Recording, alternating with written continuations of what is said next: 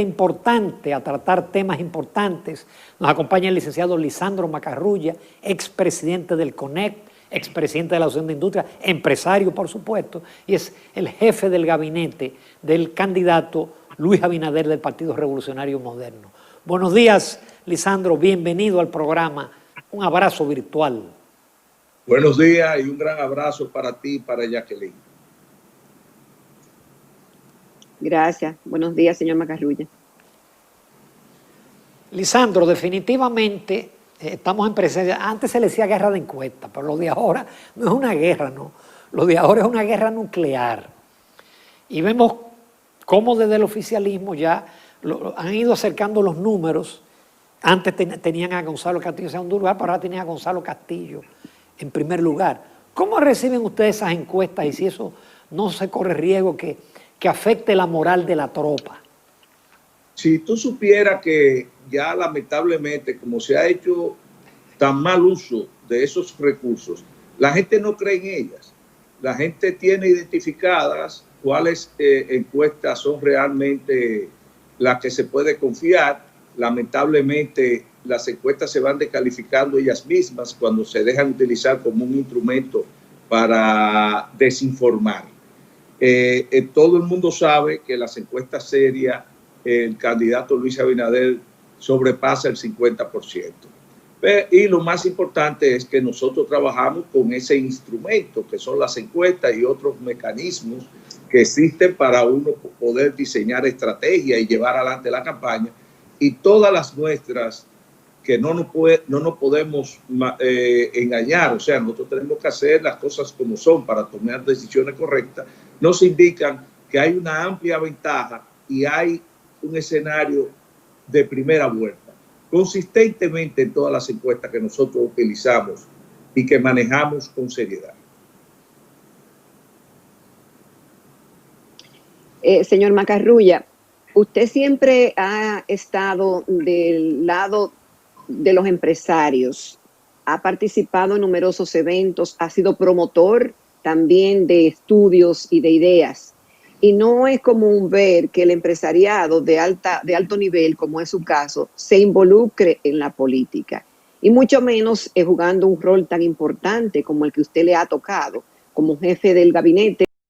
Y también no solamente el tema de ese involucramiento y cómo lo ha aceptado, sino cómo lo han aceptado otros que ven su preeminencia al lado del candidato y que sí son políticos.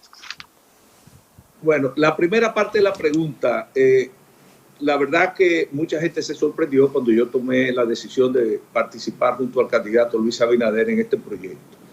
En lo personal para mí ha sido extremadamente gratificante poder compartir con una persona de la calidad de Luis, ver cómo él tiene diseñado todo su plan de gobierno para poder ejecutar unas políticas públicas que realmente transformen todas esas deficiencias de gestión que ha tenido el Estado Dominicano en los últimos años. Nosotros hemos venido trabajando junto a él por espacio de más de 2 años, de una forma, y lo que más me ha llenado de esperanza y cada día me siento más conforme conmigo mismo y la decisión que tomé, es que vamos a hacer los cambios que la sociedad requiere y que hoy en día nos colocan en una situación de incertidumbre, porque una sociedad con el nivel de exclusión, con las deficiencias y la deuda social que tiene la ciudad, que tiene el país, nosotros entendemos que no es sostenible. Ese esfuerzo que estamos haciendo, aparte de que me va a permitir ayudar a gran parte de los dominicanos, también, si lo queremos ver dentro de un escenario un poco egoísta, en el sector empresarial, como empresario y al sector le estoy dando un gran servicio, porque vamos a hacer una República Dominicana más justa, una República Dominicana que le va a garantizar el escenario ideal para que sigan creciendo las empresas, que se siga generando riqueza, que se siga pagando impuestos y sobre todo que cada dominicano tenga la oportunidad de crecer y desarrollarse. Porque tenemos un país que, como todos ustedes saben, ha registrado crecimiento económico sostenible por año y en el nivel más alto en Latinoamérica, pero lamentablemente el desarrollo no ha ido paralelo a ese crecimiento económico. Y hoy podemos ver indicadores que nos llenan de vergüenza cuando hablamos del nivel de pobreza, la falta de agua. Es imposible creer que un país como República Dominicana, con ese crecimiento económico que registra, 25 de cada 100 hogares no tienen agua en la llave y 50 de cada 100 no tienen agua de acueducto. O sea, esos son indicadores que son muy utilizados para medir el desarrollo de los países y la verdad que son una gran vergüenza. Si nos vamos a temas como la educación, el desempeño que registra el país es de todo conocido. Hay una famosa prueba PISA que indica que consistentemente ocupamos los últimos lugares, independientemente de que tenemos varios años ya invirtiendo el 4% del presupuesto en ese renglón. Es lamentable también, perdón, el 4% del PIB, que es mucho más, me excusan. El otro tema es el nivel de hacinamiento en que viven los dominicanos. 23 de cada 100 personas habitan en una vivienda con hacinamiento. La salud, el nivel de mortalidad, la cantidad de jóvenes que salen embarazadas de tiempo. O sea, todos esos indicadores del desarrollo humano se nos han quedado rezagados. Parece que no ha sido importante para nuestros gestores en este país el ser humano. Y nosotros vamos a cambiar eso. Lisandro, usted va a asumir un gobierno en caso de ser favorecido con el voto popular con una situación muy grave, con una pandemia que no es verdad que el 16 de agosto aquí habremos superado el coronavirus. Hay quien dice que hasta que no haya una vacuna, el coronavirus se va a quedar como una epidemia. Pero además con una situación económica gravísima, con un alto nivel de endeudamiento que tendrá que ser aumentado aún más. Es decir, se podrán hacer tantas cosas como escuchamos del candidato Luis Abinader en su comparecencia ante la Asociación de Industrias de la República Dominicana. Obviamente que sí. Nosotros estamos esperanzados de que nos vamos a poder implementar un plan que va a acelerar la recuperación. Apelamos al compromiso de la nación. Pero lo que sí tenemos claro es que para lograr ese objetivo que nos llena de esperanza ante esta situación que estamos viviendo, necesitamos el concurso de todos.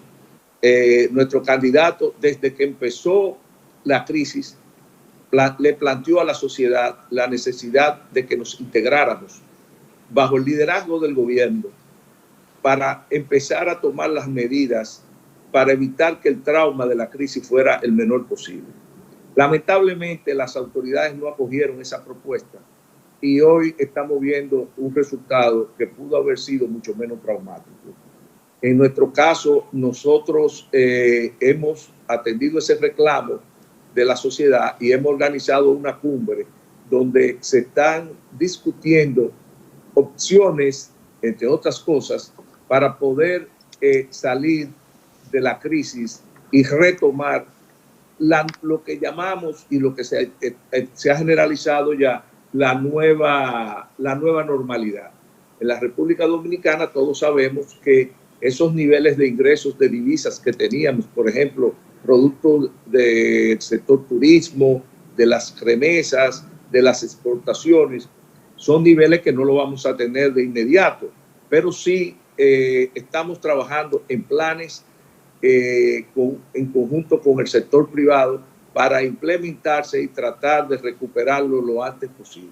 Durante el proceso, nosotros vamos a tener ajustes en lo que había sido nuestra propuesta de plan de gobierno inicial, sobre todo para los primeros 100 días, que ya han sido anunciados por el candidato y que si logramos implementarlo, estamos seguros de que además de que nos vamos a recuperar con cierta eficiencia de lo que está pasando, pero también vamos a aprovechar para corregir ciertas deficiencias estructurales que tenemos en el país.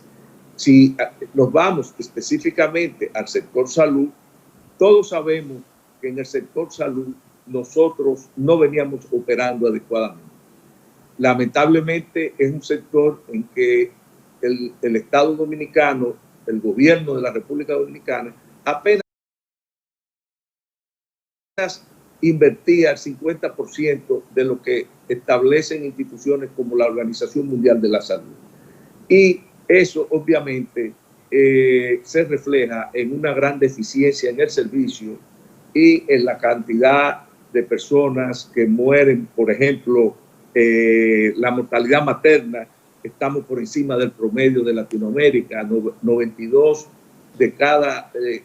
mujeres de cada 100.000 en la República Dominicana mueren en el momento del parto, cuando en Latinoamérica el promedio son 68.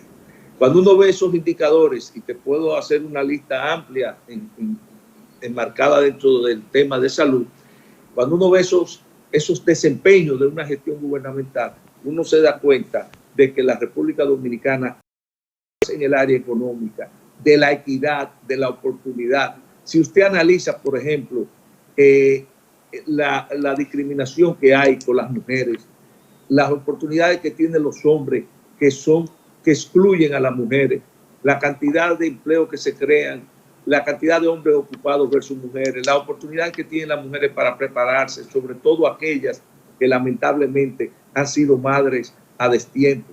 Para cada uno de esos sectores nosotros tenemos un proyecto y vamos a priorizar esa inversión.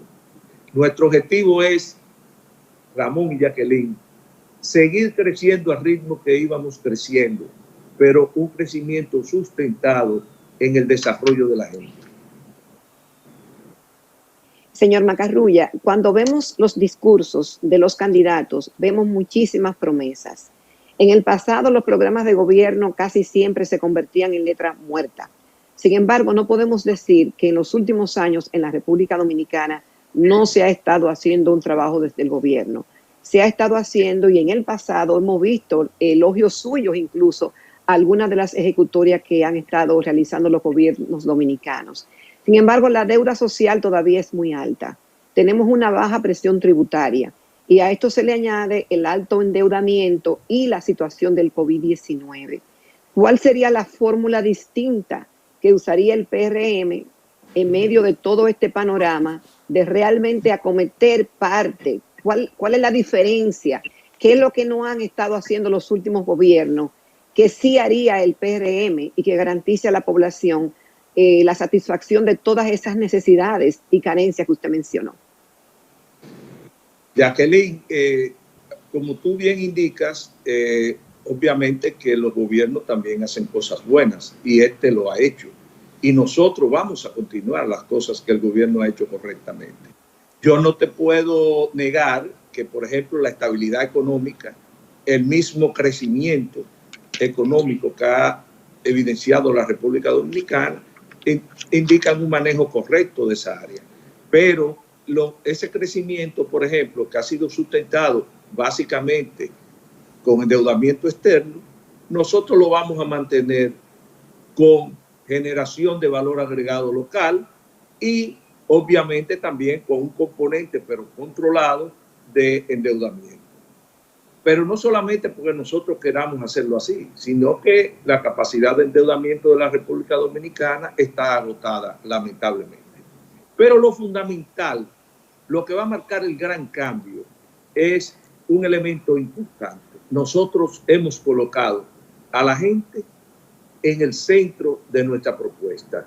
Y todo lo que nosotros hemos estructurado como tarea de gobierno está, primero, priorizando la calidad de vida del dominicano. ¿Qué queremos decir con eso? Mejor seguridad pública. Lamentablemente, y para nadie es un secreto, que hemos logrado pocas cosas en materia de seguridad pública.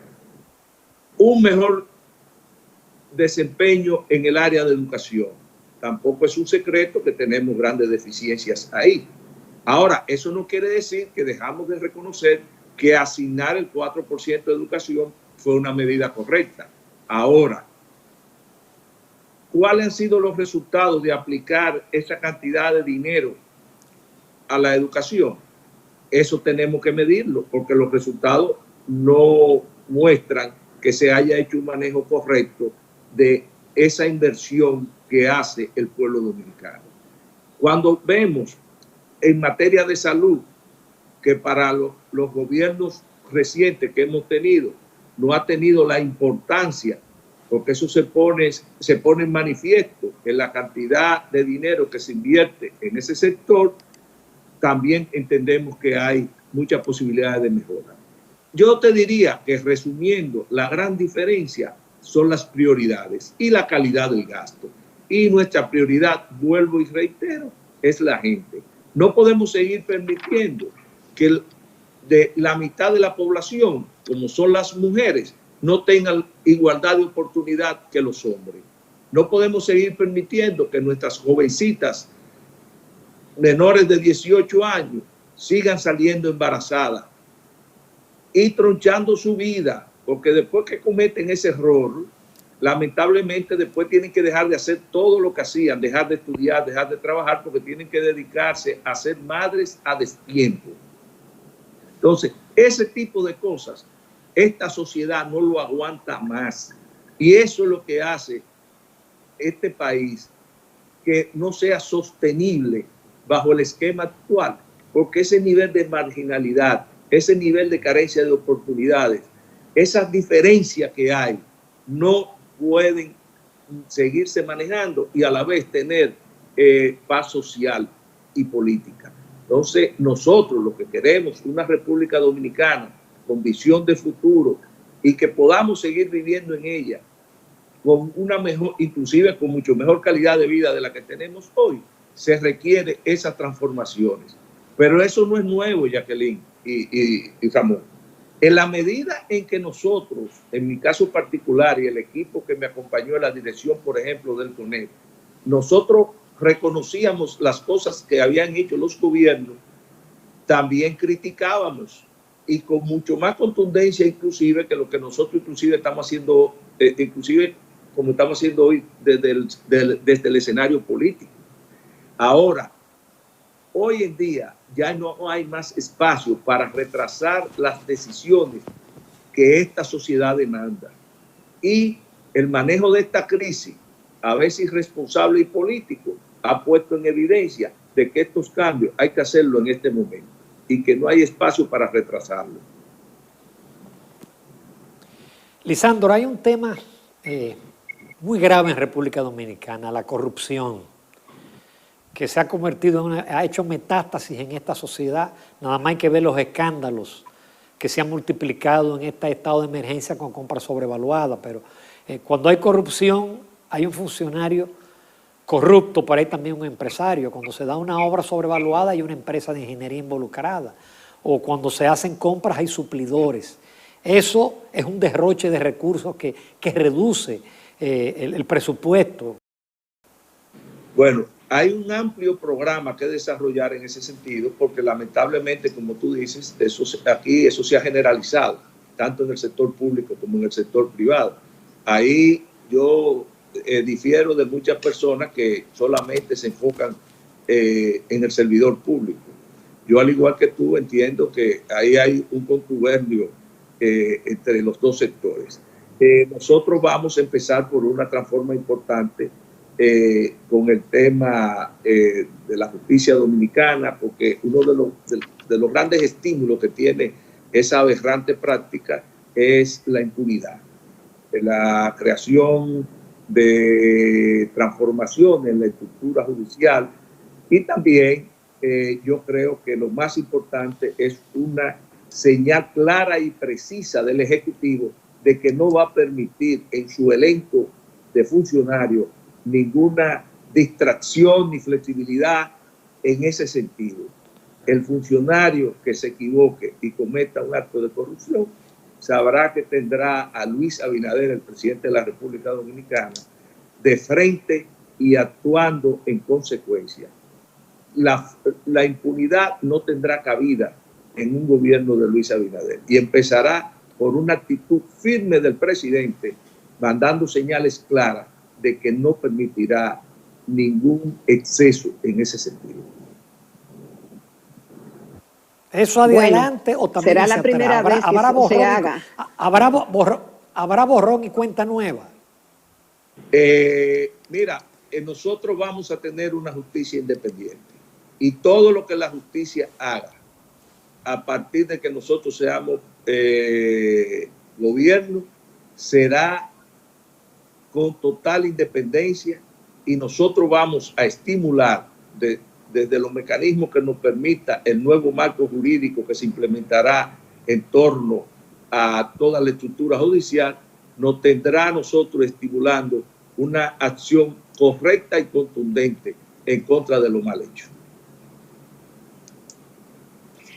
Señor Macarrulla, será la primera vez en la República Dominicana que eso se haga, porque aún los presidentes y candidatos presidenciales han dicho que no tolerarán la corrupción, que la corrupción se detiene, bueno, Balaguer fue más sincero, que se detenía en la puerta de su despacho.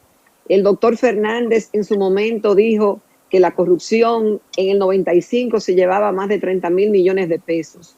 El presidente Danilo Medina dijo que el que tocaba una partitura distinta a la de él iba a ser removido del gobierno. Y Hipólito Mejía, lo mismo. Y no hemos tenido esa independencia y esa sanción a los corruptos, por más controles que se hayan tenido. ¿Cuál será la diferencia y por qué usted confía que ahora sí se va a hacer? Esa es una pregunta. Y lo otro, ¿qué lugar ocupa una reforma fiscal en el programa de gobierno y en las ejecuciones primeras de Luis Abinader, como lo establece la Estrategia Nacional de Desarrollo, donde usted tuvo una participación y donde había un compromiso de hacerla, pero hasta ahora no ha sido posible? Bueno, la primera parte o tu primera pregunta, nosotros podemos hablar por lo que estamos haciendo como miembro del equipo de Luis Abinader. Lo que hemos visto, cómo ha importantizado el candidato el tema que tenemos en sectores como lo que te mencioné anteriormente, como educación y salud. Eso es un crimen, que aquí se distraigan más de 100,000 millones de pesos en corrupción y deficiencia de gestión y que haya ocasiones en que un dominicano no encuentre una medicina en un hospital o una cama. Nosotros entendemos que esto, como te dije anteriormente, no es sostenible y que ese espacio que se gastó la República Dominicana en no hacer las cosas como se debieron haber hecho, cuando teníamos toda la oportunidad de endeudarnos para sustentar o crear los cimientos del desarrollo, eso se agotó. Hoy tenemos que tomar las medidas para que esos recursos que se gastan y se dispendian en corrupción, mala gestión, un uso inadecuado de esos recursos, sean generados por el fisco o producto de un endeudamiento interno o externo, tienen que tener un destino enfocado en mejorar la calidad de vida del dominicano para poder seguir disfrutando de paz social, económica y política. En otras palabras, para poder seguir teniendo país. En el otro tema de la reforma fiscal, es bueno que tú lo hayas traído asociado a tu primera pregunta. Y te voy a decir por qué. Siempre hemos hablado de una transformación fiscal integral para que incluya también la calidad del gasto, que fue un tema que mencionó Ramón anteriormente. Y ahí, cuando hablamos de calidad del gasto, incluye un manejo pulcro de los recursos que genera el país. Pero también, aparte de un manejo pulcro, también implica un manejo eficiente, inteligente de esos recursos, porque esos recursos cada vez van a ser más escasos cuando lo comparamos con las necesidades del país. Entonces, nosotros, obviamente, que nuestra propuesta de gobierno incluye una reforma fiscal integral. ¿Qué ha cambiado después de la pandemia? Que lamentablemente no la vamos a poder hacer en los primeros meses de gobierno, porque vamos a tener que concentrarnos en una serie de medidas para estimular a los sectores productivos, para garantizarle al dominicano el ingreso mínimo para una calidad de vida medianamente decente en el proceso en que vamos recuperando la economía. Pero créanme que dentro de nuestras prioridades, además de que la ley lo establece, como usted dijo, nosotros vamos a hacer una reforma fiscal integral. A diferencia de lo que se ha hecho anteriormente, que hemos venido haciendo unos parchos tributarios que obviamente no resuelven el problema, agravan un poco más la situación y a final de cuentas lo que termina es con una práctica y una estructura tributaria aberrante que obstaculiza el desarrollo, que penaliza a los sectores productivos y a final de cuentas tenemos el resultado que hoy tenemos. Casi el 60% de los dominicanos viviendo en la informalidad. La industria de la República Dominicana, como dijo el candidato recientemente en su exposición, el sector industrial, creciendo mucho menos la industria donde se genera la riqueza nacional, creciendo mucho menos que otros sectores. Yo creo que ese tipo de cosas es lo que debemos corregir con esa reforma fiscal integral. Y nuestra visión, más que fiscalista en esa reforma, va a ser de corrección de obstáculos y la creación de estímulos para que los sectores productivos de la República Dominicana puedan retomar un nivel de crecimiento y sigan generando riqueza y pagando impuestos en la República Dominicana. Lisandro Macarrulla, solamente nos resta agradecerte en todo lo que vale tu participación. Las veces que te hemos invitado tú estás disponible. Esperamos tenerte pronto en el futuro. Muchísimas gracias. Gracias a ustedes. Gracias, señor Macarrulla.